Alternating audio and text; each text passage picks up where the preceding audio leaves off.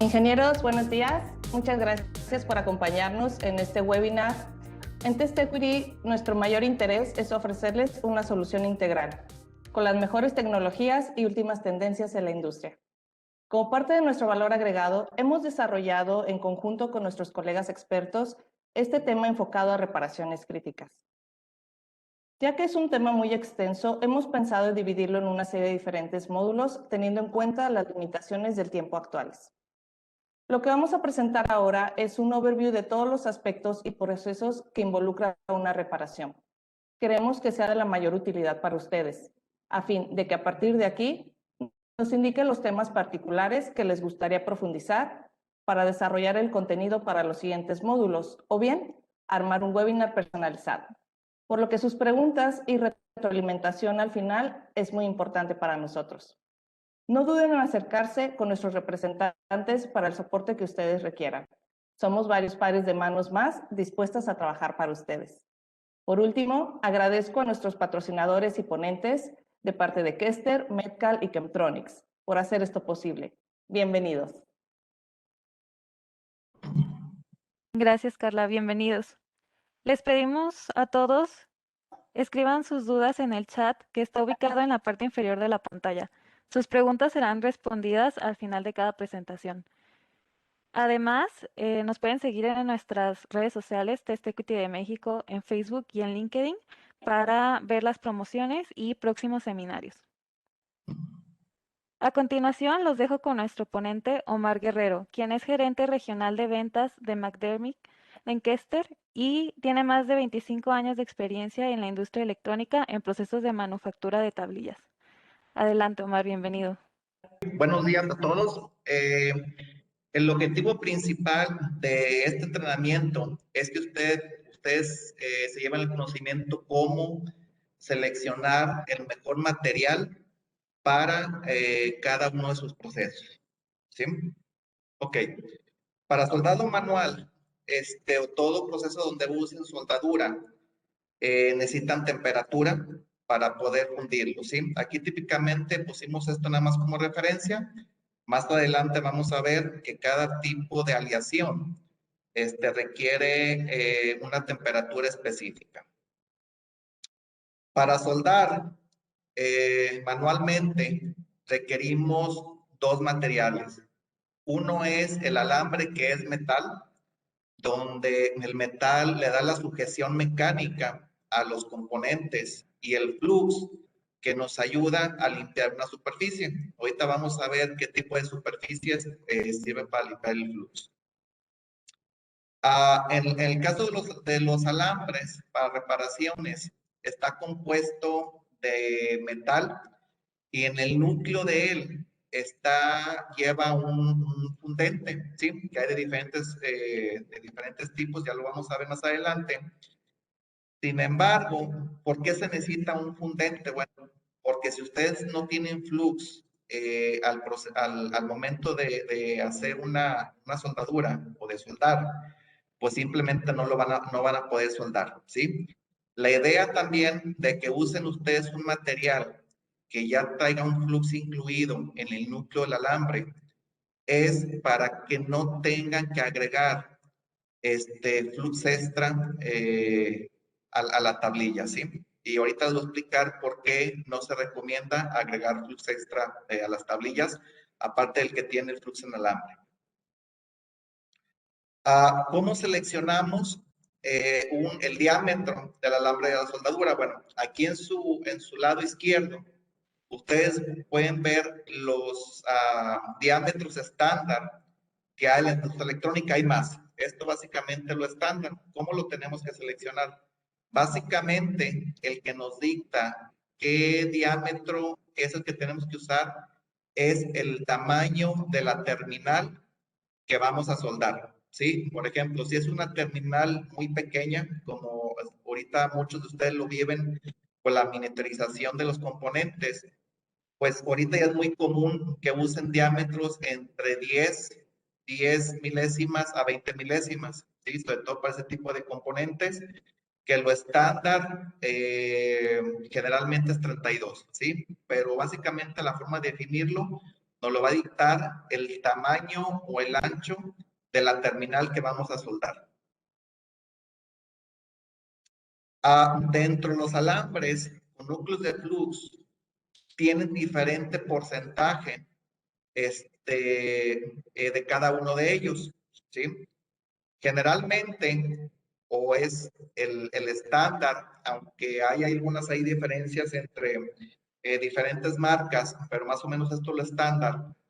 Cuando ustedes vean P1, significa que tiene 1.1%, y aquí lo podemos ver en la imagen. Tenemos el diámetro, y el núcleo de flux viene, si ustedes lo comparan con el P2 o P3, que tiene mayor porcentaje de flux, el núcleo es más pequeño, ¿sí? Por lo tanto, el flux que trae con respecto al peso del metal es menor.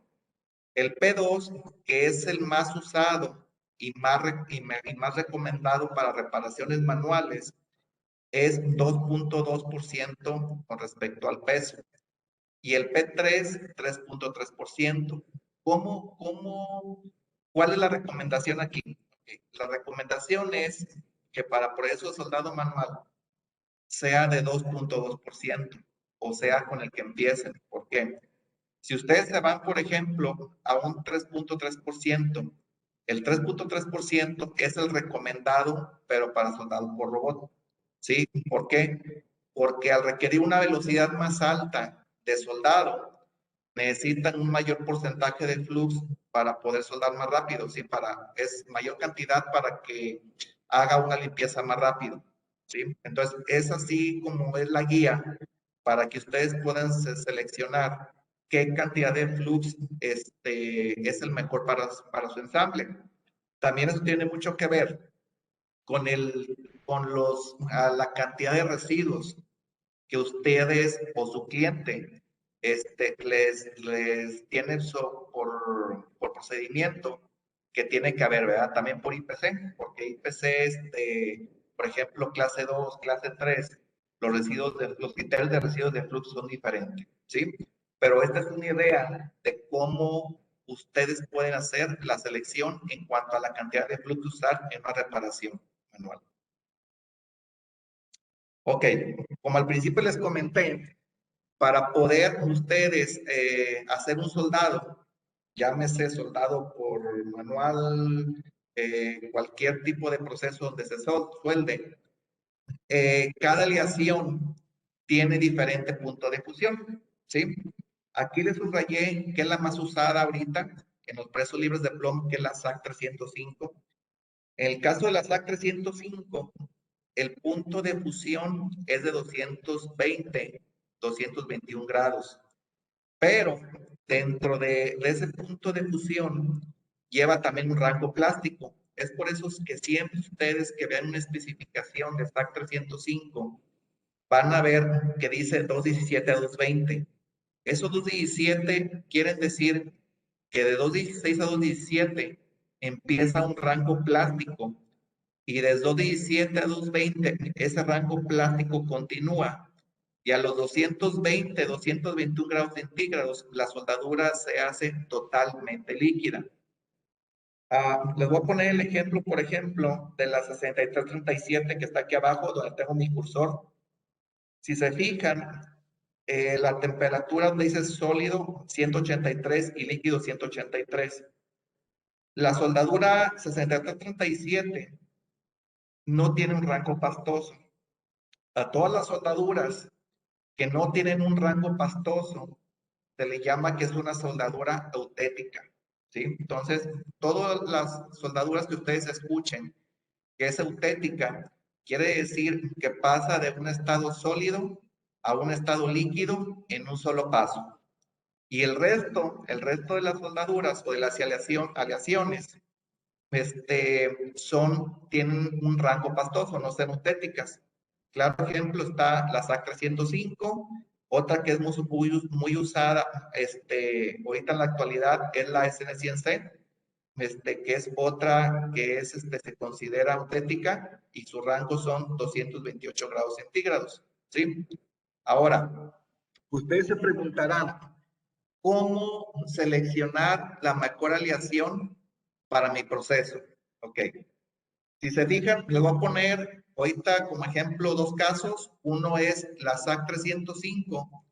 Esto quiere decir que tiene 3% de plata, ¿sí? 0.5 de cobre y el remanente es estaño.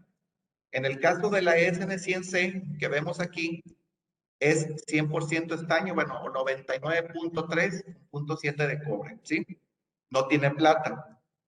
Para que todos más o menos entiendan qué función tiene la plata sobre una soldadura, es, imaginémonos que vamos a hacer una construcción, y esa construcción la vamos a hacer sin castillos, ¿sí?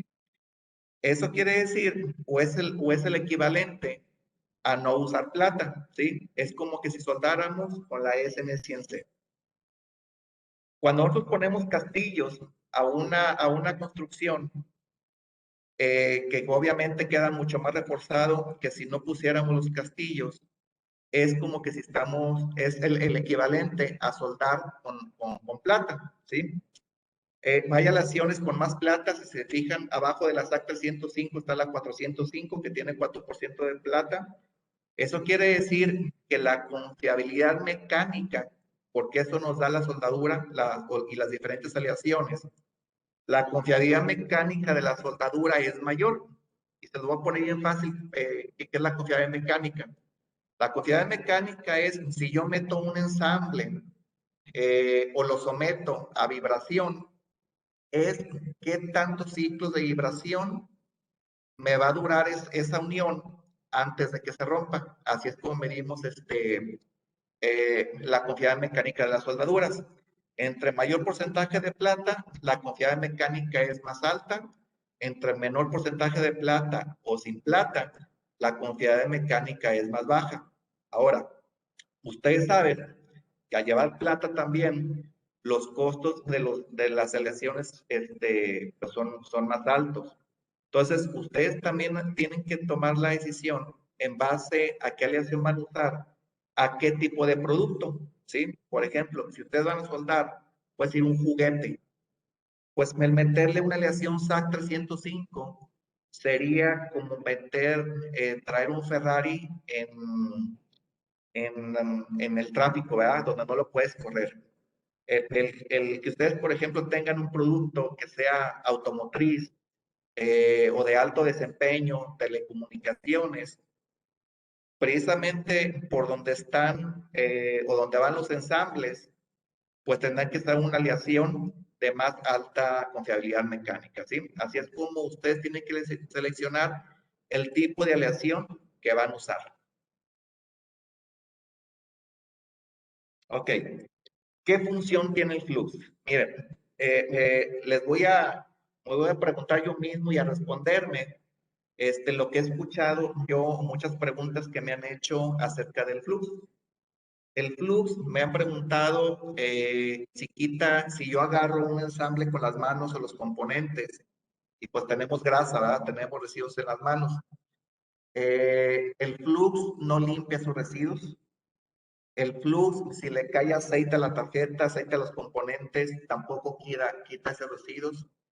El flux, básicamente lo único que remueve de un metal es el óxido, ¿sí? Por eso muchas veces, sobre todo en las tarjetas que son acabado cobre, si ustedes agarran, o los componentes incluso, si ustedes agarran una tarjeta con las manos, va a ser muy difícil que solden o simplemente no va a soldar. ¿Por qué? Porque el flux no tiene la capacidad de remover residuos que no sean óxidos, ¿verdad? Que son precisamente para lo que está hecho, ¿sí? Aquí podemos ver en esta ilustración una unión ya soldada. La parte gris viene siendo la soldadura y el flux, si ustedes se fijan y por su experiencia, siempre el flux queda sobre el metal, ¿sí? Y es la forma correcta de que tiene que quedar el flux, sobre el metal de la unión, ¿sí? Ok. Dentro los fluxes, hay una infinidad de materiales. Ahorita les voy a explicar cuáles son esos diferentes tipos de flux y también cómo se van a llevar la idea cómo seleccionarlos. Bueno, tenemos los ingredientes que llevan un flux, son ingredientes activos, ácidos orgánicos débiles o haluros. Los haluros, ¿por qué están como opcional?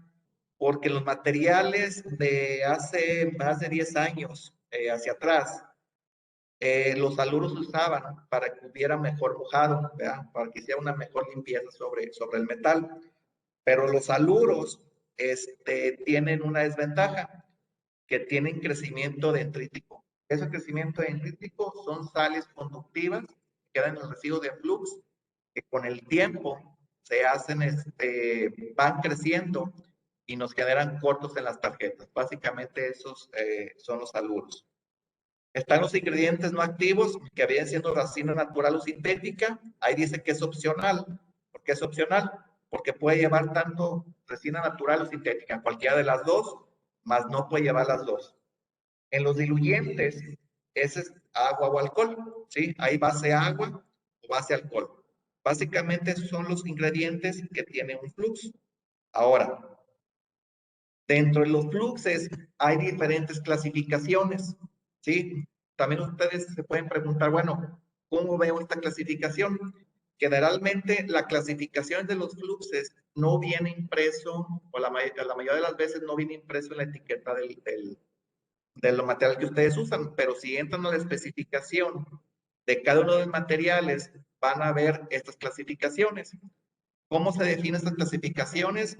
La van a encontrar como rol 0, ROM 0 puede ser, ROM 1, rol 1, ORH 0 o ORH 1, ¿sí? Puede ser cualquiera de esas combinaciones. Ahora, ¿qué quiere decir esa nomenclatura? RO significa que es resina natural. ¿Se acuerdan que en el slide anterior les dije que era resina natural o sintética? Cuando vean un flux que empieza con RO, quiere decir que es resina natural. Cuando vean un RE, quiere decir que es una resina sintética, ¿sí? Y ustedes se pueden preguntar, bueno, ¿cuál es la diferencia entre ellas? La diferencia es básicamente de dónde se extraen. La resina natural, básicamente la sacan de los pinos. No sé si han notado que en los pinos se forma como una resina amarilla. Pues eso es básicamente lo que se toma para hacer una resina natural.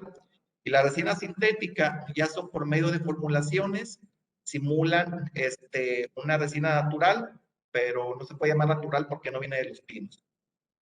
Y están los ORs, que son los ácidos orgánicos, ¿sí? Entonces, ustedes pueden encontrar fluxes que sean RO, RE y OR. Ahora, ¿qué significa L, M o H? La L significa que es un flux de baja actividad. Ahorita con todas las formulaciones nuevas, la mayoría de los fluxes, no todos, son actividad baja. ¿Por qué? ¿Qué diferencia tiene una actividad baja a un H que es una actividad alta?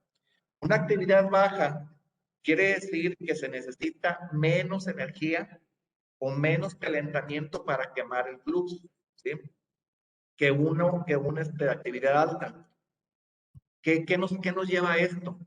Que si yo uso 1H, que es actividad alta, que obviamente hacer alta actividad, la limpieza también del pad la va a ser un poco mejor que la baja, pero si yo el flux de una actividad alta no lo quemo correctamente, el riesgo de tener un crecimiento dendrítico es muy alto, ¿sí? 1M es actividad media, está entre L y H, ¿sí? Entonces, ustedes también a la hora de seleccionar un flux, por ejemplo, si es un producto automotriz, un producto de médico, un producto de telecomunicaciones 5G, 4G, lo recomendable es usar un flux de baja actividad. ¿Por qué? Porque si usan un M, un H, que no lo quemen correctamente, el riesgo de tener una falla en campo es muy alta. ¿Vale? Ahora, El último es 0 o 1, ¿sí? Básicamente lo que nos dice 0 o 1 es el 0 es ausencia de haluros y el 1 es presencia de haluros. ¿Se acuerdan que les comenté en el slide anterior que los haluros que se usaban en las formulaciones, sobre todo ya anteriores, son sales conductivas, el cual pueden tener un crecimiento entrítico en campo, ¿sale? Generalmente ahorita todas las formulaciones ya son 0, ¿sí? Traten de usar formulaciones que sean 0, donde son eléctricamente más confiables. El flux nos da la confiabilidad eléctrica de un ensamble. La soldadura o el metal nos da la confiabilidad mecánica. Como les expliqué yo, en el caso de la soldadura, que la SAC 305 es más confiable mecánicamente que la CNC, lo de los castillos, todo eso, es lo mismo aquí en los fluxes, ¿sí? Un flux, por ejemplo, ROL0 o REL0, es más confiable eléctricamente que por ejemplo, un ROH0, ¿sí? Pero pues no se puede tener todo en la vida, ¿verdad? El H, ¿qué vamos a ganar? Que sobre todo cuando tenemos superficies de soldado que no son muy amigables, por ejemplo, un níquel, ¿verdad? Un níquel o un aluminio que cuesta trabajo soldar, ahí lo recomendable pues es usar eh, actividades medias o altas, ¿sí? Porque un L tal vez no les va a funcionar. Entonces, sí, la forma de seleccionar un flux es básicamente en qué terminado la PCB tienen, qué terminados son los componentes, qué tan gruesas son sus tarjetas. En base a eso lo tienen que definir. Y nada más para que se den una idea, en lo que es la confiabilidad mecánica, pues generalmente tenemos equipos como un rayos X, como un AOI, o equipos funcionales, donde si hay, por ejemplo, no dejaron bien soldado un componente, lo dejaron con un open, con una fractura, pues tenemos los equipos para detectarlo. Pero ¿qué creen? Para la confiabilidad eléctrica, que eso no lo da el flux, no hay ningún equipo para detectarlo de manera en tarjetas de producción. ¿Esto qué va a pasar? Que si la selección del flux no se hace adecuadamente, no se le aplica la temperatura correcta, el proceso correcto, lo vamos a ver en un reclamo de tarjetas que fallen en campo, ¿sí? Porque todo lo que es la confiabilidad eléctrica no se da de manera inmediata. Hay dos factores para que se dé esto. Uno es precisamente que los fluxes no se apliquen de la manera correcta. Y la otra es la humedad. La humedad es el que promueve el crecimiento dendrítico, ¿sí? Entonces, esta para mí, a mí si ustedes me preguntan o se preguntan cuál es más importante, la confiabilidad mecánica o eléctrica, las dos son más, pero la mecánica tenemos los equipos en las plantas para detectar la mayor cantidad de fallas y en la eléctrica no, ¿sí? Por eso la importancia de hacer una buena selección del flux. Aquí, básicamente hay un IPC, aquí si se fijan, voy a regresar un poquito, hay un IPC que es el 004, el que rige qué tanto porcentaje de ciertos químicos puede tener el flux, y aquí lo podemos ver. El caso de abajo, pues es prácticamente cero, ¿verdad? En el caso del L1 puede tener hasta 0.5%. En el caso del M1, por ejemplo, entre 0.5 y 2%. Esto lo rige el IPC 004, que es el que rige los criterios de aceptabilidad de fluxos, ¿sí? Y la clasificación, ¿sí? Hace poco, de hecho, acaba de cambiar, el año pasado, hay una nueva revisión donde muchos fluxes que eran rol 0, bajo la nueva clasificación de este IPC, pues hicieron rol 1, ¿sí? Precisamente por la presencia de haluros y en la modificación en los porcentajes. Bueno, aquí básicamente es una tabla a cómo seleccionar un alambre de soldadura, ¿sí? Esto es básicamente como ejemplo.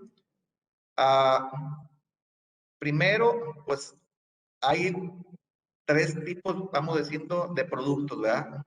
No clean son aquellos fluxes o aquellos productos que no se van a lavar, basados en resinas, y los que son los water solubles. Generalmente los solubles en agua, son todos aquellos fluxes que después de un retoque, después de un proceso de CMT, después de un proceso de ola, se tienen que lavar forzosamente. ¿Por qué? Generalmente esos fluxes, la clasificación es, y aquí lo podemos ver, ¿verdad? Son M y son H, ¿sí? Son de una actividad muy alta y que tienen haluros. Si no los lavamos, lo que va a pasar es que van a tener un crecimiento entrético muy rápido y que se va a comer los pads, ¿vale? Entonces, bueno, ya después de eso, ya que definimos si es no clean o basado en resinas, la clasificación de los fluxes, ¿sí? Es qué flux voy a usar. Ok, voy a seleccionar un rol 0, un rol 1, un ROM, o RM0 o RH0, ¿sale? Y eso bajo el IPC, ¿verdad? Y luego la confiabilidad. Esto viene a ser la confiabilidad eléctrica, ¿verdad? Por ejemplo, un producto militar, productos médicos. Generalmente los productos médicos y algunos automotrices llevan clasificaciones M1 o H0, pero pues se tienen que lavar, ¿verdad? O sea, esto es mandatorio, que cuando ustedes usen esos tipos de clasificaciones se tienen que lavar. Los procesos sí son más costosos porque le añadan la lavadora, pallets y todo eso para lavarlos, pero generalmente también estos se lavan porque se aplican con formals después de estos procesos, ¿verdad? Por eso que lo lavan. Entonces, básicamente los 3 factores que ustedes tienen que tomar para la selección del material es el tipo de producto, definir si es no clean o basado en resinas, la clasificación del flux. Por ejemplo, si ya saben que es un proceso no clean, pues aquí es que se fueran por un rol 0, ¿verdad? Siempre y cuando la superficie a soldar sea un oro, un cobre, un plata, un estaño, que son las superficies, se puede decir, amigables para soldar, ¿sí? Es algo que tienen que tomar en consideración. Y después de eso, la confiabilidad, ¿sí? Si es un producto automotriz, médico, telecomunicaciones, un juguete, ¿verdad? Y ya en base a eso, ustedes seleccionan la clasificación. Como lo que es la selección del alambre de la soldadura, ¿sí? Es base de, como les comenté, es el desempeño, que el desempeño no es más que que les comenté, la confiabilidad mecánica y la confiabilidad, ¿sí? Lo que hice es, a seleccionar un flux, se debe balancear en qué tan agresivo es, removiendo los óxidos y la necesidad de limpieza, ¿sí? Como les comenté anteriormente, básicamente lo dicta la superficie que voy a soldar. Por ejemplo, les doy un ejemplo. Un acabado cobre contra un acabado plata, que son los más comunes, es más difícil soldar un acabado cobre por la razón de que el cobre, como no tiene un recubrimiento, se oxida mucho más fácil que un acabado plata. Entonces, generalmente para los acabados cobre se usa clasificación de flux un poco más agresivos, ¿sale? Entre más activo es el flux, es más efectivo durante la soldadura, pero también es más grande la posibilidad de corrosión. Es lo que les comentaba. Una clasificación más alta, un M, un H, pues es más efectivo, sí es mucho más efectivo que para la soldadura, pero la posibilidad de corrosión es muy alta, ¿verdad? Y la corrosión, después de que se solde, puede iniciar los problemas de confiabilidad a largo plazo. Es lo que les comenté. Si ustedes no queman bien un flux, sobre todo un H, un M, el riesgo de que haya un crecimiento intrínseco y una falla en campo es muy, muy alta. ¿Sí? ¿Cuál es la función de la soldadura? Hablando del metal, pues básicamente es el que le da la sujeción mecánica y la transferencia eléctrica a un componente, ¿sí? Es lo que hace básicamente una unión de soldadura. ¿Cuál es la función? Bueno, aquí por ejemplo mostramos, está un cable, está la soldadura, la terminal, pues básicamente es soldarla para que haya, primero le dé la sujeción mecánica, que no se nos vaya a soltar, y la otra es que nos dé la conductividad por medio del cable, ¿verdad? Esto es bien importante que ustedes tienen que saber, ¿sí? ¿Qué es una unión intermetálica? Una unión intermetálica, o lo van a ver mucho como IMC, que sus siglas en inglés significan Intermetallic Compound. Básicamente es, aquí en la foto, si siguen mi cursor, esta línea gris de diferente color, se forma básicamente de estaño y cobre, ¿sí? Esta parte es la que le da la sujeción mecánica al componente, ¿sí? Generalmente, el thickness o lo grueso de esta unión, desafortunadamente no hay un IPC donde rija el gruesor de esa unión. Sin embargo, se recomienda que para los procesos libres de plomo sea alrededor entre 1 y 7 micrones, ¿sí? Lo que es el grueso de esa unión. Ahora, ¿qué pasa si está abajo de 1? Es tan delgada que el componente o el cable que ustedes solden o cualquier unión soldable se va a fracturar muy fácil. Pero el mismo efecto tiene si ustedes hacen una unión muy gruesa. ¿Qué pasa? Es como cuando ustedes un metal lo someten a mucha temperatura, lo van a cristalizar y al cristalizarlo lo hacen débil.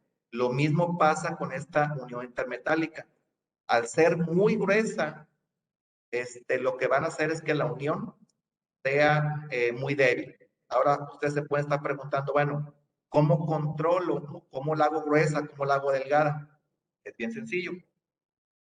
Al aplicarle ustedes temperatura, al momento de soldar, ya están formando la unión intermetálica. Entre mayor temperatura y mayor tiempo, la unión intermetálica va a crecer. Y al crecer, pues ya saben las consecuencias de hacerla muy delgada.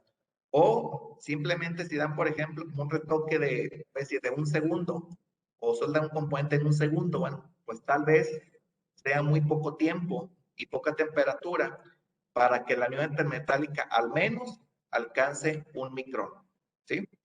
Pero esto sí es bien importante que lo sepan, porque esta unión, no lo de arriba, esta unión o esta línea gris es básicamente lo que dará la sujeción mecánica al componente. ¿Qué es la sujeción? Si yo quiero despegar el componente, es el que va a dictar qué fuerza voy a necesitar para desprenderlo, ¿sí? Para eso sirve la unión intermetálica. Básicamente, bueno, es que nosotros recomendamos en caso de que ustedes tengan que añadir flux extra al que ya trae el alambre, que se use por medio de un lápiz, de un dispensador. ¿Por qué? Primero, el flux que ustedes le tengan que añadir al ensamble tiene que ser un flux que sea específicamente para retrabajo. ¿Por qué?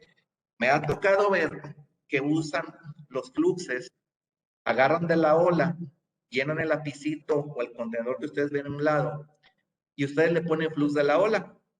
¿Y va a servir? Sí, va a servir para soldar, ¿sí? Pero ¿qué va a pasar? El flux de la ola está hecho para evaporarse, sobre todo las sales conductivas, a más altas temperaturas que un flux que está hecho para retrabajo. Un flux que está hecho para retrabajo requiere bajas temperaturas para activarlo, bajas temperaturas para evaporarlo. ¿Sí? Entonces, no es una práctica no muy buena el que para retrabajos ustedes le pongan a flux de la ola, ¿sí? Tienen que ser flux exclusivos para trabajo. Y el otro punto es contenedores, porque eso es, perdón, usar plumas en lugar de contenedores, porque con el contenedor ustedes no pueden añadir la cantidad correcta. Generalmente le ponen al final y ahí se les expande, y eso que se les expande, ese flux va a quedar ahí activo. ¿Por qué activo? Porque ustedes nada más, si soldan con cautín, nada más van a soldar la terminal, pero el flux que se expandió o que quedó abajo de otros componentes va a quedar activo y van a tener un alto porcentaje de crecimiento dendrítico y fallas en campo. ¿Sí? Y por mi parte es todo. Si hay alguna duda, pues ahí si quieren me lo ponen en el chat, por favor. Muchas gracias. Bueno, creo que no hay dudas. Entonces, es el turno de David Reyes, quien es gerente regional de ventas para OK International Metcal para Texas y México. Tiene más de 10 años de experiencia en la industria electrónica. Adelante, David. Hola, muy buenas. Gracias a todo el equipo de Test Equity por esta invitación, este evento, que realmente es excitante, ¿no? Pues tienes una primera parte, que es todo lo que necesitamos para realizar lo que es la soldadura, ¿no? El estaño, el flux. Ahora vamos a estar hablando de las diferentes herramientas que tenemos para hacer el proceso. Y al final, pues acabaremos con todo lo que es el tema de limpieza, ¿no? Entonces, sí es importante que todos los que están nos acompañen y qué bueno que es un evento completo, ¿no? Todo ese proceso. Entonces, yo voy a estar trabajando con diapositivas que voy a estar pasando aquí detrás de mí y solo puedo cargar 3 diapositivas, entonces les pido unos segundos entre que paso una a otra, pero bueno. Pues vamos a estar hablando de lo que son las herramientas que usamos pues, para realizar el proceso de reparaciones críticas, ¿no? Entonces, bueno, es muy importante saber cuando estás haciendo una reparación crítica qué tipo de trabajo estás realizando. Pues si yo tengo aquí enfrente de mí, ven, es una placa pues con componentes bastante importantes, donde la demanda térmica es superior a lo que puede ser una tarjetita como esta, ¿no? Donde podemos hacer una reparación a lo mejor con solo una fuente de calor. Pero sí nos vamos a encontrar con reparaciones que tenemos que hacer, ¿no? Donde aquí sí requerimos ya no solo de una fuente de calor, sino que a veces incluso de 2.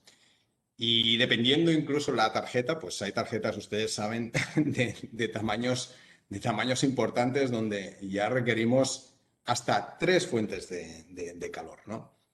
Entonces ahora les voy a enseñar lo que es más o menos lo que sería, en nuestro caso, a la hora de hacer un retrabajo, pues un diagrama de flujo, ¿no? No sé si lo pueden ver aquí a mi espalda, ¿eh? Pero bueno, pues tenemos, oye, el componente, pues primero cuando vamos a hacer el retrabajo, ¿ese componente se va a reusar o no? Si no se va a reusar, y este diagrama de flujo es un diagrama de flujo muy, muy bueno en el sentido de, oye, pues para mi proceso, ¿qué herramientas voy a tener que usar o no, ¿no? Entonces, pues el componente no lo voy a reusar, bueno, pues entonces vamos a considerar pues tener cuidado a la hora de remover esos componentes, ¿no? Utilizando, bueno, pues hay lo que son puntas especiales para remover los SOT o los capacitors o las resistencias, ¿no? Y que no van a poder contactar o contactar con algún elemento o con algún otro componente que lo podamos dañar, ¿no? Entonces, es una forma segura de eliminarlo, ¿no? De sacarlo. Entonces, bueno, pues cuando no el componente no se va a reusar, bueno, es mucho más fácil decidir qué usar, ¿no? Más que no daña los componentes que están cerca, ¿no? Entonces, bueno, pues ya una vez lo hemos removido, pues lo tiramos a la basura. Oye, el componente que vamos a remover sí se va a reusar, ¿no? Oye, pues si lo vamos a reusar, ¿tiene posibilidad de que haya un daño mecánico? O sea, un daño en el componente a la hora de hacer el retrabajo. Pues resulta que no hay ningún problema en cuanto a que se produzca un daño. Bueno, pues entonces usamos lo que sería una herramienta de conducción. Un tip, una punta, pues específica para remover ese componente. Repito, como en el primer paso, ¿no? Sin dañar a nada de lo que esté alrededor. Y pues removemos el componente y pues lo desechamos y punto, ¿no? ¿Qué pasa si hay posibilidad de que haya un daño en ese componente que estamos retrabajando? Porque lo vamos a reusar y si lo queremos reutilizar, es salvable.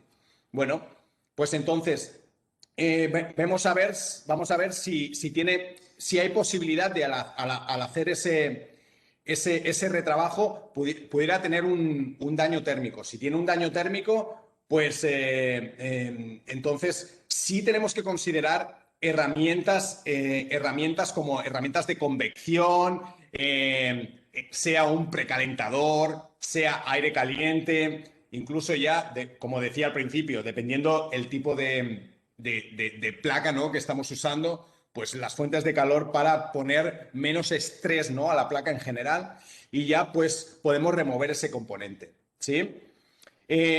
Si la posibilidad de daño del componente es mínima, bueno, pues entonces utilizamos una herramienta de convección o una herramienta de conducción, sea conducción sería una punta o convección pues ya sería el tema del aire caliente. Pero bueno, es un diagrama de flujo para un poco saber qué proceso utilizar dependiendo de qué reparación vamos a estar realizando, ¿no?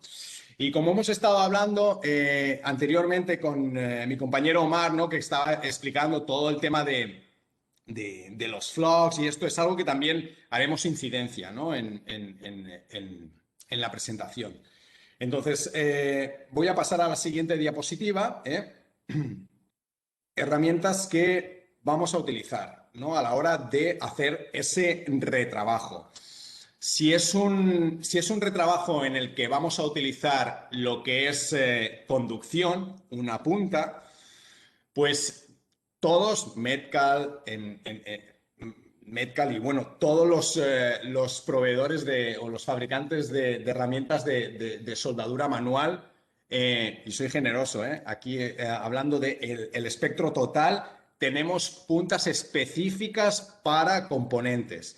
¿Qué quiere decir eso? Podemos retrabajar componentes específicos usando una punta para ese tipo de componente, ¿no?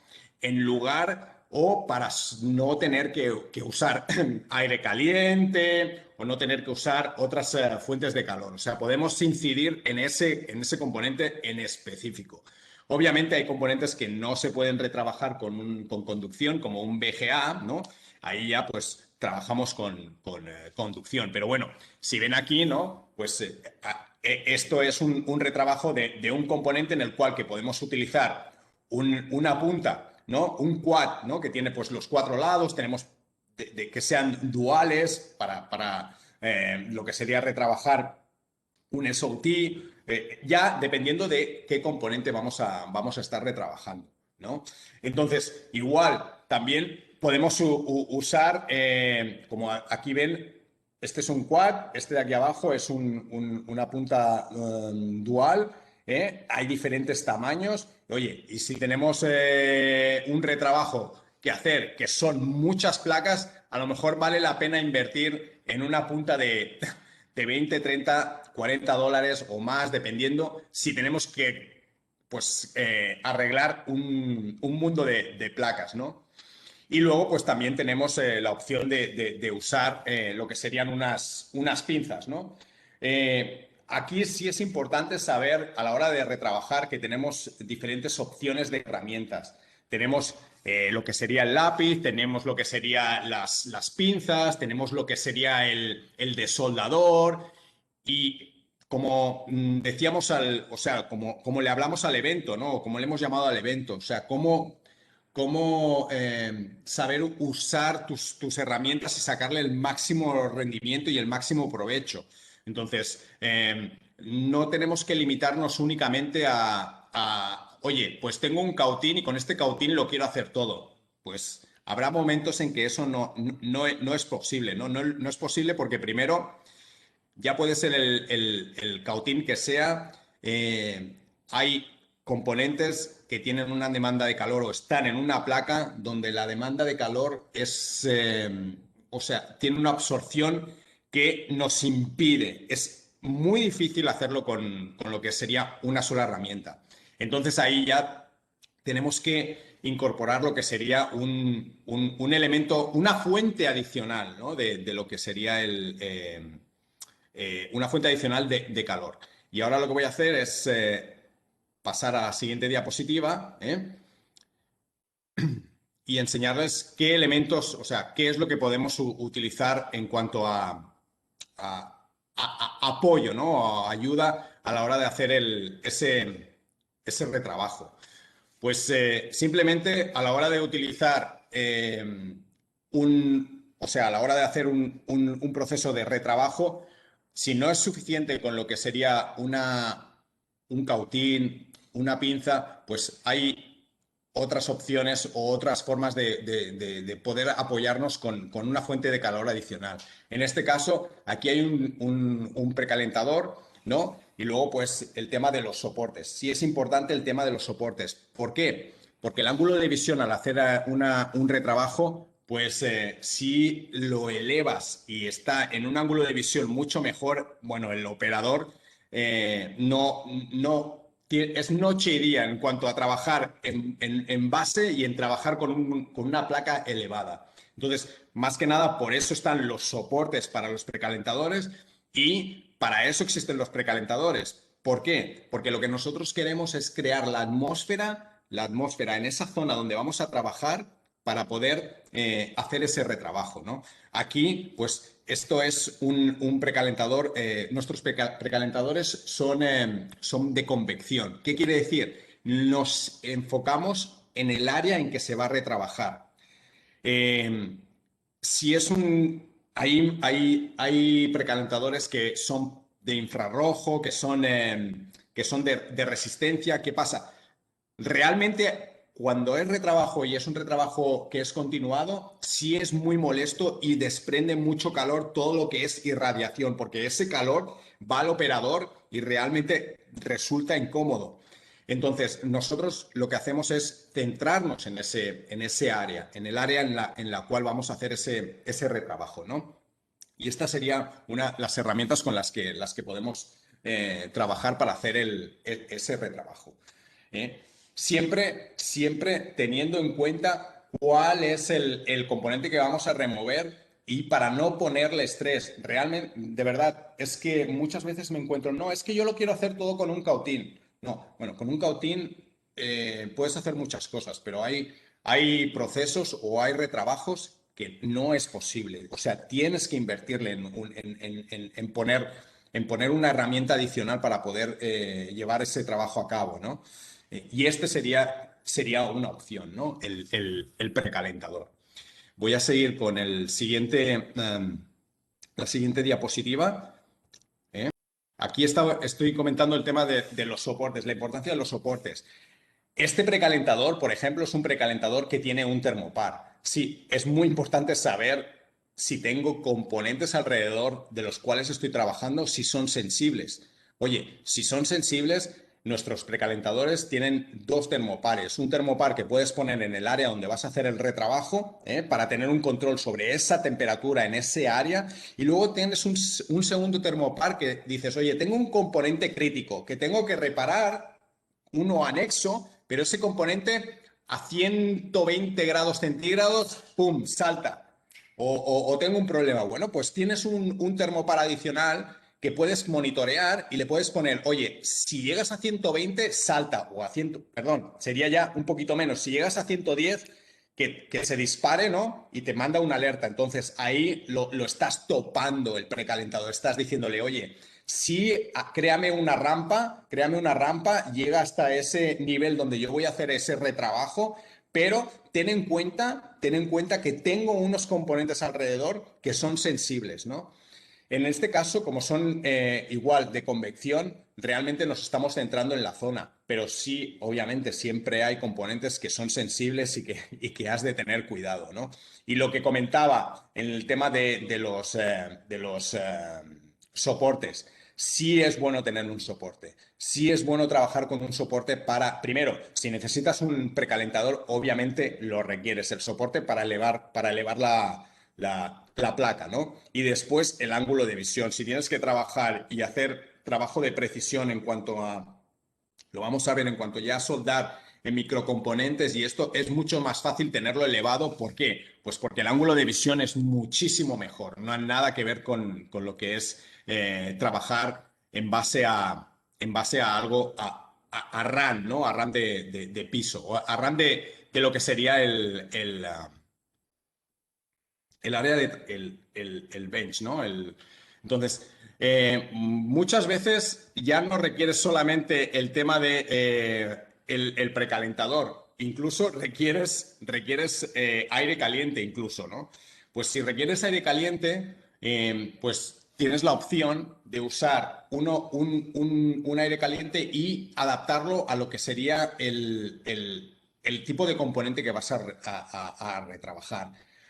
Hay componentes y hay lo que son los nozzles adaptados o precisos para ese tipo de componente. ¿Qué ventaja tienes al utilizar ese tipo de componente, ese tipo de nozzle? Pues estás aislando ese área donde vas tú a hacer ese retrabajo para ese componente en especial. Mucho más fácil, ¿no? Y mucho más seguro a la hora de hacer ese retrabajo, eliminar, sacar ese componente.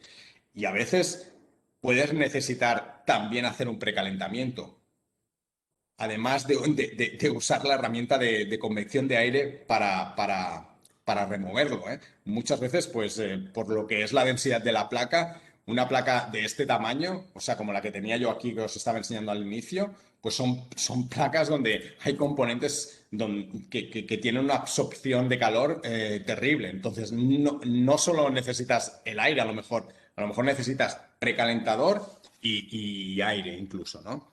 Entonces, sí es importante considerar eso, ¿eh?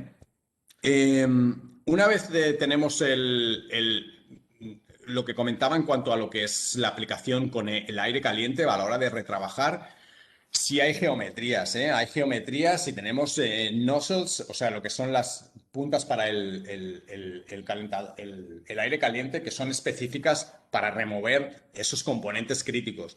Y estamos enfocándonos en el área que vamos a retrabajar. Cuando hay componentes anexos, cercanos, aquí estamos eliminando que se transfiera calor o que puedan dañar esos componentes. ¿Por qué? Pues estamos utilizando un tipo de nozzle específico para ese componente, para retrabajar ese componente. Solo estamos aplicando calor a ese componente, ¿eh? Y esto es importante a la hora de, pues, retrabajar componentes como los VGAs o componentes que están adheridos a pistas, placas frías, etcétera, ¿no? Ya, todo esto, pues ustedes ya, dependiendo sus diferentes aplicaciones o las placas con las que están trabajando, pues lo ven día a día, ¿no?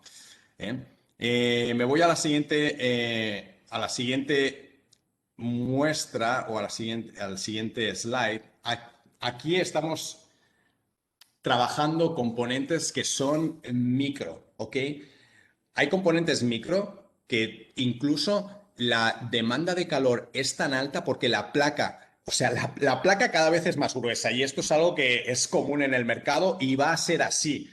Va a seguir siendo así. Estamos haciendo placas más pequeñas, pues todo lo que son los wearables, ¿no? Lo que son los iWatch, todo, o placas que son placas mini con muchos componentes. Y esa demanda de calor es excesiva, o sea, el thermal demand, como ya lo diré, sí requieres de unas fuentes de calor para retrabajar esos componentes pequeños que tú dirías en tu mente, dirías, bueno, y es un componente muy pequeño, debería ser fácil retrabajarlo. No, no, no. Estos dan dolores de cabeza como no te puedes imaginar. Ustedes lo saben. Tenemos aire caliente de precisión, aire caliente con boquillas de hasta 1,5 milímetros, donde los flujos incluso son flujos, hablamos de flujos de 1,5 litros, o sea, flujos mínimos que ese componente 0,1005 no va a volar cuando le estemos aplicando el aire, porque lo podemos retrabajar de forma cómoda, ¿no? Entonces, esto sería herramientas en las cuales tú estás trabajando microcomponentes, pero sí estás requiriendo de aire caliente acorde a esas necesidades, porque un aire caliente estándar, ¿qué es lo que pasa? La boquilla son boquillas, puedes llegar a tener boquillas de dimensiones muy pequeñas, pero lo que es el flujo de aire es muy alto. Entonces, ¿qué pasa? Que a la hora de retrabajarlo, vuelas el componente. Entonces, una opción es trabajar con un aire caliente que sea un aire caliente de precisión, ¿no? En el cual pues no tengas ningún problema a la hora de hacer ese tipo de retrabajo. ¿Eh?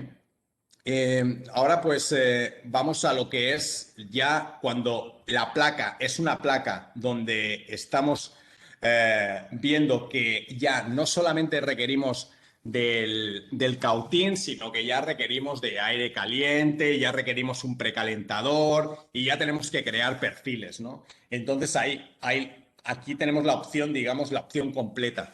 En caso de que se requiera para ese tipo de retrabajo, pues utilizar un perfil que no dañe lo que es la tarjeta, componentes sensibles. Muchas veces lo que es la parte inferior de la tarjeta, pues puede tener algún tipo de plástico, algún tipo de componente que sea sensible, ¿no? Y pues por lo general podemos estar trabajando cómodamente alrededor de los 80 grados, 100 grados centígrados. Pero ¿qué pasa? El hecho de trabajar en esos 80, 100 grados centígrados nos ayuda también a hacer un poco de crear esa atmósfera para que podamos hacer ese retrabajo completo en lo que es la zona superior, ¿no? Y aquí pues estamos trabajando con termopares que los podemos nosotros pues acomodar en el área de trabajo para tener ese tipo de control, monitorear a un componente en específico y sobre todo, trabajar con un proceso controlado, con un proceso controlado a la hora de remover los componentes. Aquí pues tenemos la opción del aire caliente, la opción del precalentador, pues para remover un VGA, por ejemplo, pero también puede ser para crear una atmósfera suficiente para que yo pueda estar retrabajando otros componentes micro o estándar, con lo que es unas tweezers o lo que es ya incluso hasta un lápiz, normal y corriente, ¿no? Sí. Entonces, pues es muy importante tener en cuenta las opciones o las posibilidades que tienes con las herramientas que ofrecemos, ¿sí? El tema de la limpieza, ahí estábamos hablando antes, Omar comentaba todo lo de flux, todo lo que es a la hora de soldadura, etcétera, ¿no? Bueno, pues cuando le eliminamos el componente, una vez lo hemos retrabajado, ¿no? Tenemos que hacer una limpieza, ¿eh? Y a la hora de hacer la limpieza de ese área, ¿qué vamos a utilizar? Bueno, podemos utilizar un desoldador, para hacer una limpieza sobre todos esos pines, o podemos utilizar, bueno, el solder wick. Muy importante aquí, a la hora de utilizar un solder wick, ¿sí? Sí es muy crítico el usar una herramienta de pala que nos ayude a hacer un barrido completo. ¿Qué pasa cuando usamos una punta un chisel de 2,5, de 5 milímetros o incluso lo que tenemos a la mano, ¿no? La punta que tenemos a la mano. Podemos dañar la tarjeta, así, literalmente. Entonces, cuando estás trabajando con una herramienta, con una pala, cuando estás haciendo el barrido completo sobre el área donde estás eliminando todo el residuo, toda la soldadura, pues estás haciendo un barrido más limpio, ¿eh? A veces, como decía, el tema, hay que ver qué tipo de placa estamos utilizando. Es muy conveniente hacer una limpieza y ayudarnos de un precalentador. Va a ser mucho más fácil, incluso puedes trabajar con temperaturas más bajas y hacer esa limpieza sobre ese área de forma más cómoda, ¿eh? Pero sí, repito, pues es importante usar lo que sería una pala, para hacer lo que es esa limpieza sobre el área o sobre los componentes que nosotros hemos estado reemplazando, ¿no?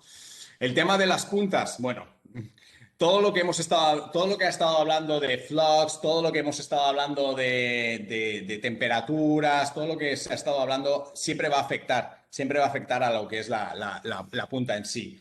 Bueno, las puntas, obviamente, pues es cobre y hierro, son elementos conductivos que son los que hacen que transfieren el calor más rápido, ¿no? Pero claro, muchos de estos componentes, muchos de estos materiales, perdón, pues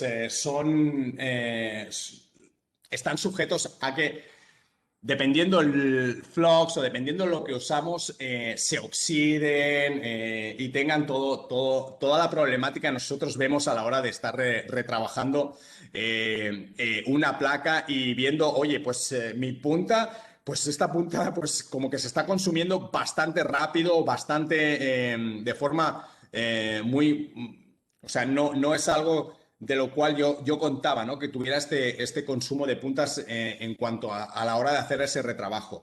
Pues ya lo ha comentado antes Omar, ¿no? El tema de las temperaturas, dependiendo qué aleación estás usando, pues tú tienes un tipo de melting point, o sea, trabajas según qué combinación estás usando, pues tienes que trabajar con una temperatura u otra, ¿no? Y eso te va a afectar a la vida de la punta. Entonces, pues sí es importante, sí es muy importante el hecho de que trabajes con sistemas o con apoyo a la hora de hacer ese retrabajo que te puedan facilitar tu trabajo. Eh, ¿Por qué? Porque luego vas a estar usando el flux. El flux que los flux que vas a estar utilizando también, como comentábamos anteriormente, mi compañero, ¿no? Estaba hablando de cómo afecta a la hora de tú hacer el retrabajo. Pero lo más importante aquí es el tema de cómo afecta a mis puntas cuando yo estoy retrabajando. Pues si tú tienes estás utilizando un flux que es un flux realmente muy activo, ¿no? Que es un flux que puede ser orgánico, pues sí, te va a funcionar y vas a ver que trabaja rápido, pero lo que pasa es que la vida de tus puntas se va a ir así, ¿no? Entonces, sí es muy recomendable pues usar lo que son fluxes que no son para nosotros, para la hora de hacer el retrabajo, que no tienen una corrosión en exceso, ¿no? Porque sí nos afecta a la vida de la punta, sí va a afectar a la temperatura en la cual estamos trabajando. Encima, si estamos trabajando a temperaturas elevadas porque lo estamos queriendo hacer todo con una herramienta y encima tenemos un flux que es súper activo, no, pues las puntas se van a consumir bien rápido, ¿no? Entonces sí es importante saber que con lo que estás trabajando, cuáles van a ser las consecuencias o el resultado de eso o sea, de lo que tú realmente estás usando, ¿no? Y cómo va a afectar a tus herramientas.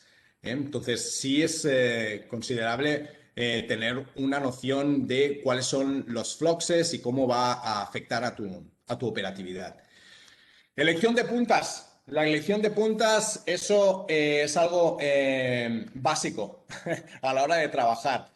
Son como autopistas de calor, ¿no? Entonces, si tú tienes una buena autopista en la cual estás utilizando una buena geometría, pues tú lo que vas a hacer es que estás transfiriendo calor de forma correcta con ese componente. Siempre es importante usar una punta que tenga un buen factor de conductividad y aparte, pues realmente tengas una buena transferencia y sea adecuada para ese componente que estás retrabajando. Si yo veo una carga que es una carga muy, muy pesada, voy a tener que utilizar una punta que tiene una geometría que me ayuda a hacer una muy buena transferencia de calor. Cuando es una carga ligera, que no tiene mucha transferencia, que no requiere de mucha temperatura o que no me está pidiendo una demanda de calor excesiva, sí puedo usar geometrías más, o sea, que sean de difícil acceso. Por ejemplo, una geometría clara puede ser una punta muy larga, ¿no? Y que sea muy fina. Es a lo mejor una punta que no tiene una conductividad muy alta. Lo reconozco, no tiene una conductividad muy alta, pero lo requiere esa reparación. Porque yo tengo que acceder a un área no sé si se puede ver, pero bueno, imagínense una placa donde tienes difícil acceso para llegar a ese punto. Entonces, no hay de otra. Tienes que usar a lo mejor una punta de carga ligera. Pero ¿qué pasa? Oye, voy a ayudar a esa punta de carga ligera, ¿no? Para que haga su trabajo de forma correcta. Bueno, pues entonces voy a usar un precalentador o voy a usar un aire caliente para crear esa atmósfera ideal para poder hacer ese retrabajo de forma correcta, ¿no? Entonces, sí, muy importante el tema, bueno, la geometría de puntas es básico, ¿no? Es básico a la hora de hacer cualquier tipo de retrabajo. Aquí tenemos, por ejemplo, los componentes que cada vez son más pequeños, o sea, vamos de 0.0402, 0201 y ya 01005, o sea, ya estamos en componentes mínimos, ¿no? Entonces, sí es importante usar una punta a la hora de hacer ese retrabajo, cuando ya vamos a soldar ese componente de vuelta, cuando ya vamos para que hagamos un proceso de soldado de forma óptima usando la punta adecuada.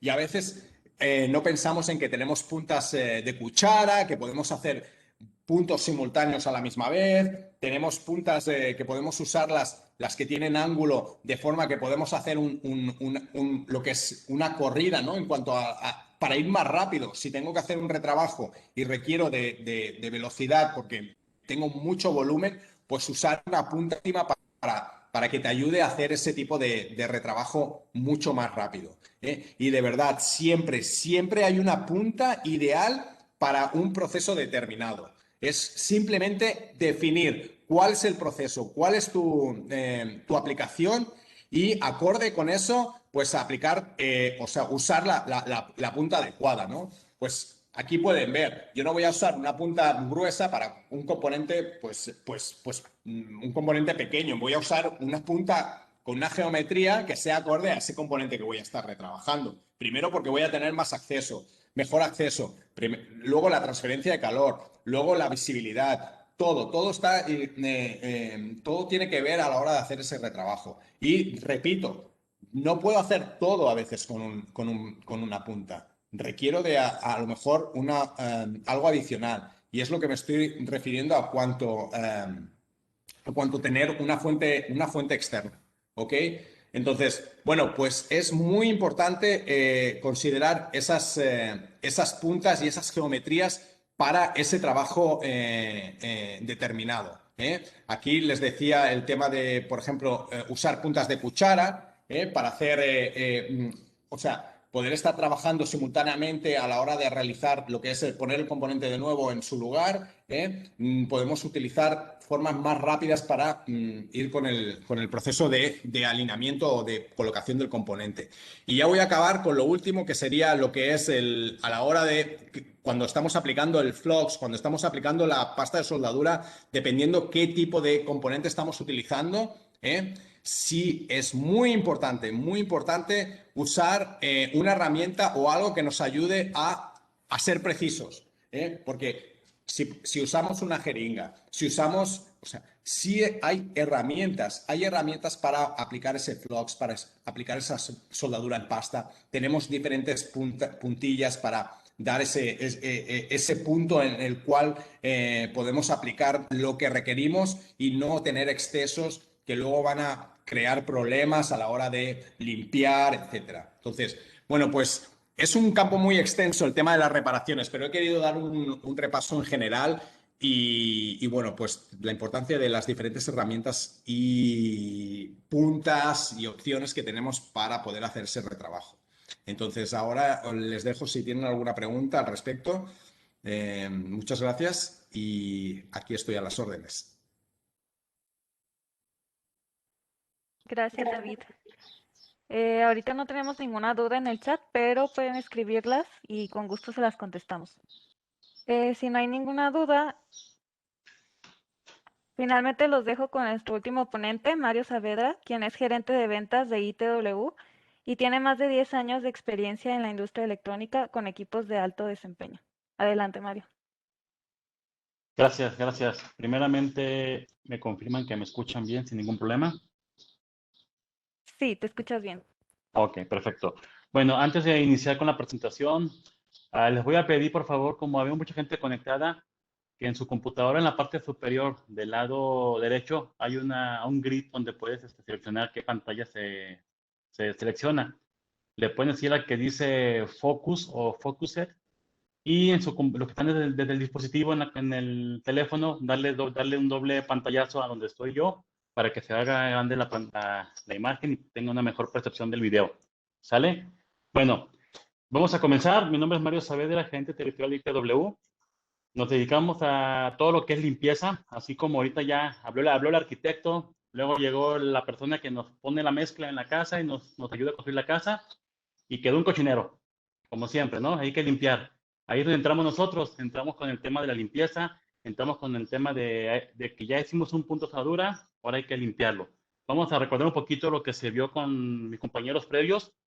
Primeramente se vio el tema del flux y la soldadura. Para tener un buen punto de soldadura requerimos tener tres cosas. Un metal, un fundente que nos ayuda a limpiar y a hacer que la soldadura sea más maleable y una fuente de calor que nos da el cautín. Los tres juntos nos dan un solder joint o un punto de soldadura suficientemente bueno, depende de la técnica de la persona que hace la unión, asegurando que haya un buen enlace intermetálico. De esta manera logramos que no sea quebradiza, que no sea fría, porque no tengas un efecto por una mala unión de soldadura. Después de esto viene el tema de la limpieza, y aquí es donde yo les pregunto, si yo tengo un proceso de soldado, ¿debo limpiar o no debo limpiar mi tarjeta? ¿Sale? La respuesta es, sí la debo limpiar. No faltará quien diga, Mario, pero mi proceso dicta que uso Fluxo Clean, por lo cual no lo puedo limpiar. Y ya es correcto. Quizá no lo puedas limpiar porque estéticamente está permitido que esté ahí. Pero ¿qué pasa? Yo te pregunto, ¿qué pasa si de repente tienes que irte a poner una capa de Conformal sobre esa aplicación o ese flux que se quedó ahí? ¿Qué va a pasar? Va a tener un defecto por una falta de adherencia, que puede ser una delaminación o un abombamiento de mi capa de Conformal.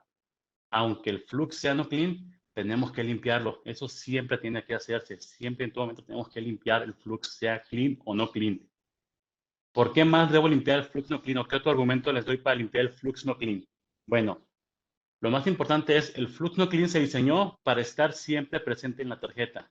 Siempre ahí. De tal forma de que si yo proceso y la mando, no va a generarme ningún problema.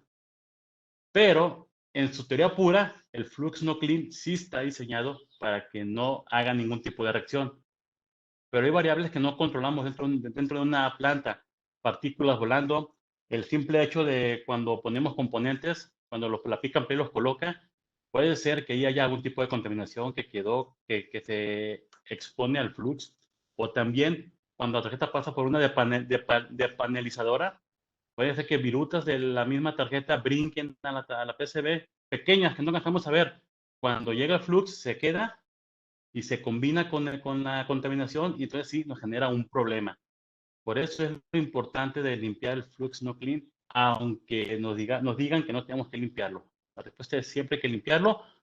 Y bueno, ahora, ¿Qué dice el IPC? El IPC dice que la clase 1 y 2 no las debo, es opcional mi limpieza. Si yo quiero la puedo limpiar, si no quiero no. Pero la clase 3 me dicta que siempre tiene que limpiarse. Siempre tenemos que mandarla completamente limpia. ¿Sale? Pues hablando de esto, vamos a hacer una demostración de cómo se debe de hacer la limpieza. Aquí tengo unas tarjetas prototipo que vamos a hacer una limpieza ahorita tal cual. De estas ya están previamente contaminadas. Entonces ahorita voy a pedirle a la persona que me está apoyando que se acerque un poquito con la cámara para poder hacer la limpieza bien. Ok, bueno, vamos a empezar. Las técnicas de limpieza que más comúnmente se utilizan en una línea de producción es el usar un cotonete de cualquiera de estos tipos. Tenemos un dispensador de la limpieza y hacemos una limpieza sobre el área que ya se lo trabajó previamente. ¿Sale? ¿Qué pasa aquí? ¿Qué es lo que está pasando cuando yo hago esta limpieza en los contornos? Pues lo que está sucediendo es que la contaminación solamente la estoy dispersando, la estoy regando. Sí está limpiando porque, como podemos observar, el cotonete queda sucio. Sin embargo, gran parte de la contaminación se queda aquí. Es buena la limpieza, es eficiente, pero no quedaría como yo esperaría que quedara. ¿Sale? Ahora, ¿qué otra cosa utilizamos? El alcohol isopropílico. Tengo esta simulación, es le llamamos ChemSwap, es un componente que viene ya impregnado con alcohol isopropílico, que es la misma técnica, lo ponemos y hacemos la limpieza. El tallado sobre la partícula, sobre la punta de soldadura y se hace la limpieza. De igual manera, hay una limpieza que se hace puntual, se llama limpieza puntual. Sí limpiamos, pero también lo que hacemos es regar un poquito lo que es la contaminación. Algunos procesos me dictan que tengo que hacerlo así porque así lo pone mi cliente o así lo determina mi proceso. ¿Sale? ¿Cómo es como yo se lo recomiendo? Voy a hacer dos demostraciones utilizando aerosoles. Tengo dos tipos de aerosoles. ¿Por qué pongo esto? Ustedes vieron ahorita, yo aquí limpié con este componente y lo impregné aquí, perdón, con este, lo impregné aquí y lo volví a meter. Ahora, está contaminado. Si yo hago esto, ¿puedo seguir limpiando? La respuesta es sí, pero ya tengo una contaminación cruzada porque esta contaminación que está aquí ya la tengo en mi recipiente. Cuando usamos un solvente, estamos asegurando que no hay ningún tipo de contaminación porque está sellado. Entonces el solvente está puro. Y ahí le agarramos y vamos a remontarnos un poquito atrás a nuestra técnica de limpieza. Vamos a la casa. ¿Sí? Me han platicado, yo en mi casa yo mando, yo no lavo los trastes. Espérame, mujer, ahorita que acabe voy a lavar los trastes. Perdón, se metió ahí una señal. El punto es que cuando lavamos trastes, siempre tenemos un proceso que debemos seguir. ¿Cuál es? Bueno, agarro mi traste, lo pongo a remojar, lo saco, tallo, vuelvo a enjuagar y al final seco.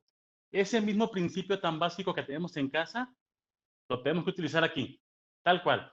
Así como lavamos los trastes en casa, vamos a lavar nuestras tarjetas en nuestra área de trabajo. Esa es la técnica adecuada. La repito, remojo, saco, tallo, enjuago, saco, seco y se van a la alacena a guardar.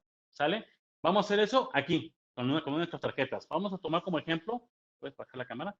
Vamos a tomar como ejemplo este componente, ¿sí? Que está aquí, suponiendo que lo reemplazamos. ¿Qué es lo que debería hacer? Bueno, pues primeramente, agarro mi solvente y a 45 grados, ¿para qué?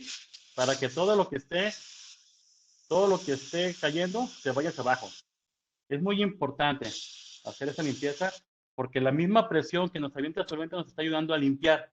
Ahora, yo una vez mojado, porque una pequeña tallada, vuelvo a mojar para enjuagar, agarro mi secador, lo pongo y seco. ¿Sale?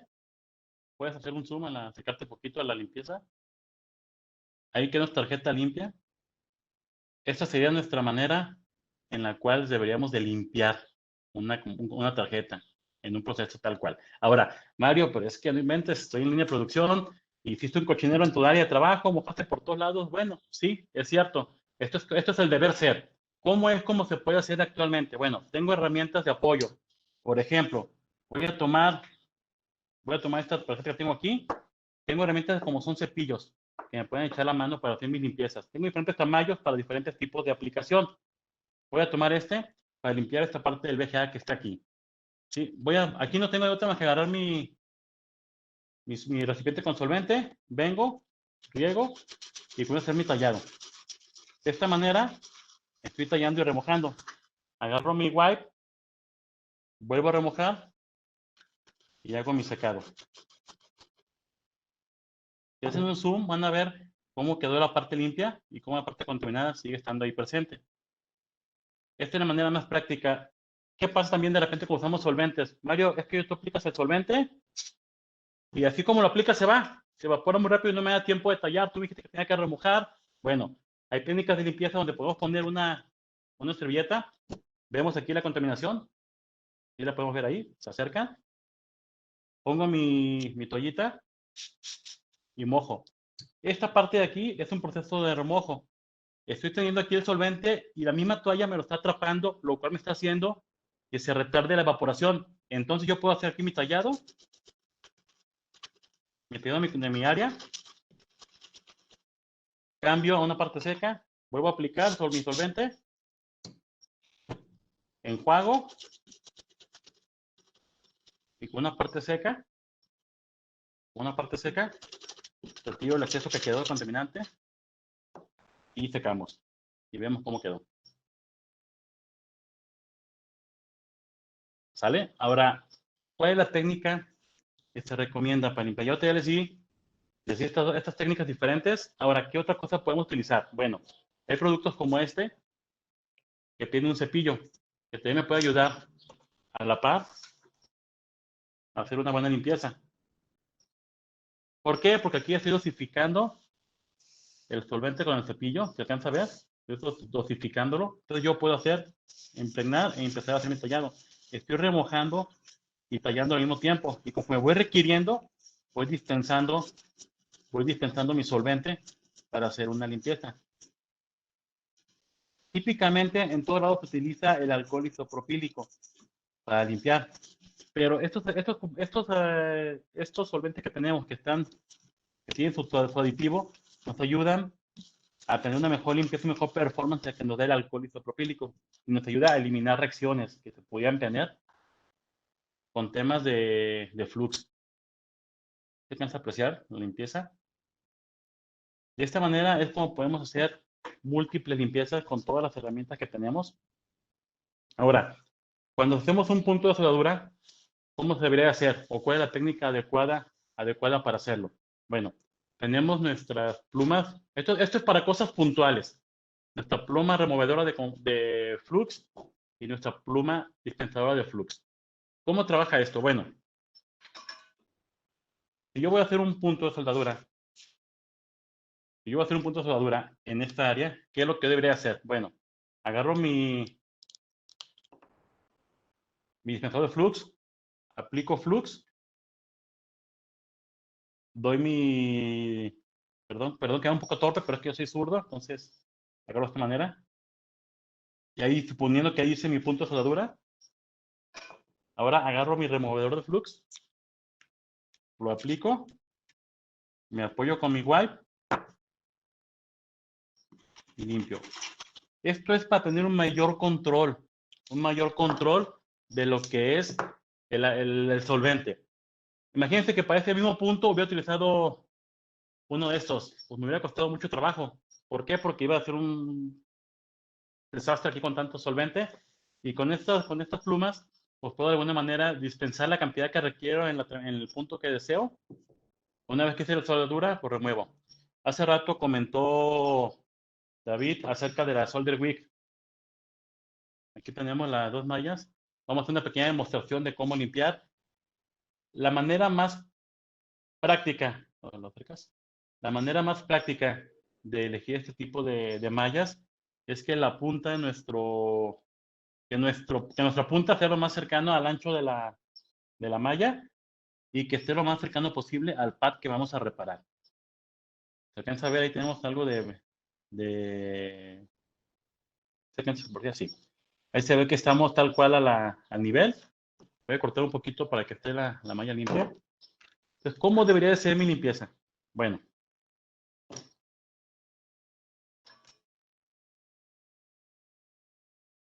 Yo agarro la malla. Esta malla normalmente viene ya impregnada de Flux No Clean, ¿sí? ¿Cómo voy a ponerle yo? Porque ya tengo tiempo que la abrí. Esta es la técnica para una malla que no tiene flux, que viene un fluxet. Le pongo flux a la malla. Ahí está, el cortito. Vamos a quitar esa soldadura. Agarro mi punta y hago mi barrido. Fijan cómo está absorbiendo toda la soldadura. Y ahorita vamos a hacer la limpieza. Igual, puntual. Con mi plumón aplico. Y con mi toalla. Y con mi toalla seco. Toalla cepillo, perdón. ¿Sí? ¿Alcanzan a ver cómo se quedó esta parte de aquí? ¿Cómo se quedó sin soldadura? La explicación que dio David en el tema de cómo usar la malla para limpiar un VGA es más que nada técnica. La mejor técnica fue la que él empleó, pero a lo largo de todo este tiempo me ha tocado ver otras empresas que tienen diferentes técnicas. Me ha gustado aprender. Vamos a utilizar una técnica que yo vi en una empresa aquí en Guadalajara, donde agarran la punta, agarran mucho rollo, ponen mucho flux en el VGA, lo llenan de flux y hacen esto con la punta. Hacen esto y hacen el barrido. Obviamente yo no soy el respirador experto, pero hacen el barrido y de esta manera empiezan a absorber. Ahora, en el tema que dijo David, que la pala es mejor, claro que es mejor porque tengo mayor cobertura. Se fijan aquí, yo casi voy por línea. ¿Qué pasa si en algún momento no caliento bien el pad? Pues voy a volar algún pad. Se fijan aquí quedó la soldadura. Esta técnica me gustó mucho, se desperdicia mucha malla, pero es la manera más rápida que reparar con este cliente. La verdad, son cosas que uno va aprendiendo y va conociendo. Hay muchas opciones para limpieza, se requieren muchas herramientas.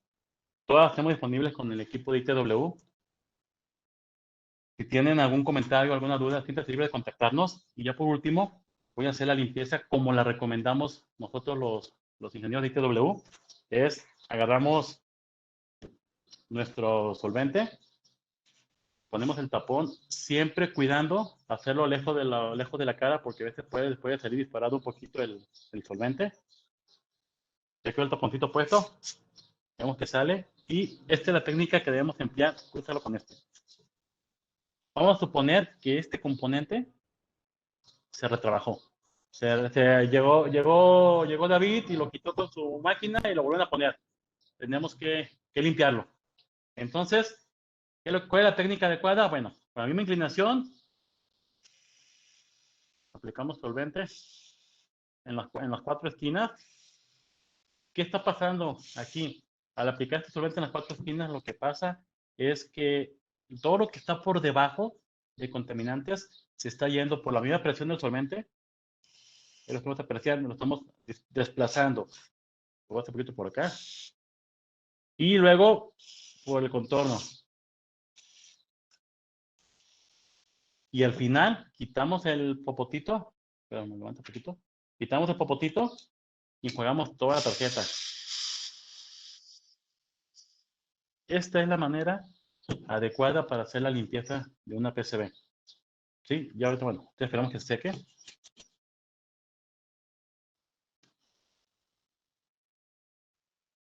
Y es como quedaría una correcta limpieza. ¿Sí? No tenemos ese tiempo para hacerla tal cual. No disponemos de esa cantidad de producto para hacerlo. Pero de alguna manera es como se recomienda que se debe de hacer. Me quedan 12 minutos de tiempo. Con esto yo concluyo la parte de limpieza, esperando haber dejado un poquito más las dudas. Si tienen algún comentario, dejamos este tiempo para preguntas y respuestas. Para las 3 personas que estamos aquí al pendiente, si tienen dudas de temas de limpieza, pues siéntanse libres. Tenemos muchísimos insumos para limpieza. desde las wipes como estas que son con grado cuarto limpio, pero las wipes que son con ESD, estas negras que son, bueno, se ve, que son negras que son ESD, también para limpiar. Estas nos ayudan mucho porque nos disipan las cargas, no nos generan cargas de ningún tipo. Se usan de manera sesgada para asegurar una buena disipación. Así como tendríamos que usarlas, la ponemos, aplicamos el solvente y se hace la limpieza igual. De esta manera lo hacemos completamente seguro, asegurando que no estamos generando ninguna carga electrostática que pueda dañar nuestros componentes. Aquí tengo una gama de productos que pueden ustedes ir preguntando o viendo cómo se utilizan. Con toda confianza pueden hacer sus preguntas. Y bueno, de mi parte es todo. ¿Tienen alguna duda? Quedo pendiente. Agradeciendo a TestEquity el apoyo que nos brindó para elaborar este webinar y a todos los asistentes por su tiempo que nos dedicaron. Hola Mario, hay una pregunta. Hola, adelante. Dice, ¿qué pasa si al hacer la limpieza con el exceso que se mostró al invadir zonas que no necesitan limpiezas como áreas de VGAs, conectores de PTH, etcétera, quedan residuos? Ok, muy buena pregunta. Y para esto voy a andar un poquito. Número 1. La idea de usar solventes con en nuestras tarjetas es básicamente limpiar, pero también nos importa mucho que el solvente que apliquemos tenga una rápida evaporación. ¿Por qué esto? ¿O por qué se ve esto? Porque la idea es que el contaminante que esté aquí lo reemplacemos de una manera rápida. Obviamente la regla dice que si quiero limpiar algo, mientras mayor tiempo esté el solvente en contacto con la contaminación, mejor va a ser la limpieza. Pero con los temas de los fluxes y las partes que de alguna manera pueden ser corrosivas para los mismos componentes, es que se diseñan removedores de flux que son de rápida evaporación, porque la idea es que tenga el menor contacto posible con la tarjeta. En la pregunta que dice esta persona es, si yo tengo que limpiar acá y limpio como yo lo recomendé, ¿qué pasa con todo lo que hay acá de contaminación? Bueno, lo ideal sería, vamos a hacer aquí a gran escala, lo ideal sería, ahí está ahí, que limpiara toda la tarjeta para que toda la contaminación se fuera cayendo hacia abajo. Siempre tiene que estar húmedo para evitar que se generen los residuos de flux al momento de hacer la limpieza. ¿Sale? Espero que haya quedado clara la pregunta. Si no, perdón, vuelve a preguntar si quedó alguna duda, pero básicamente es eso. Y lo que quiero que quede claro con esta pregunta es que al ser de productos de rápida evaporación, se hacen con el fin de que estén el menos tiempo en contacto posible con la tarjeta para evitar que haya otros daños paralelos al uso del solvente. Gracias. Bueno, pues finalmente les damos las gracias por habernos acompañado en este evento digital y les pedimos que nos ayuden a responder una breve encuesta que les estará llegando a su correo electrónico. Muchas gracias, Omar, David y Mario. Nos vemos hasta el próximo webinar. Hasta luego, gracias.